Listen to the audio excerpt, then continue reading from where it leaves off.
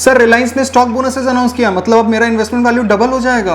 Bonuses मिलते ही ना आधे शेयर्स बेच के ना गोवा ट्रिप लगाऊंगा। सेबी को न्यू इन्वेस्टर्स के डेटा के साथ साथ ना नूब इन्वेस्टर्स का डेटा भी निकालना चाहिए था। मतलब स्टॉक बोनसेस तो मिलेगा, पर जिस दिन मिलेगा वो रिकॉर्ड डेट के हिसाब से स्टॉक प्राइस उसी रेशियो में कट हो जाएगा। 1:1 का बोनस दिया है, मतलब 1 पर 1, टोटल 2 शेयर्स मिलेंगे तो प्राइस भी उसी अकॉर्डिंग हाफ हो जाएगा। जी हाँ, पर ये तो स्टॉक स्प्लिट्स में होता था ना, जिस रेशियो में स्टॉक स्प्लिट हो रही है उसी रेशियो में प्राइस भी डिवाइड हो जाती थी।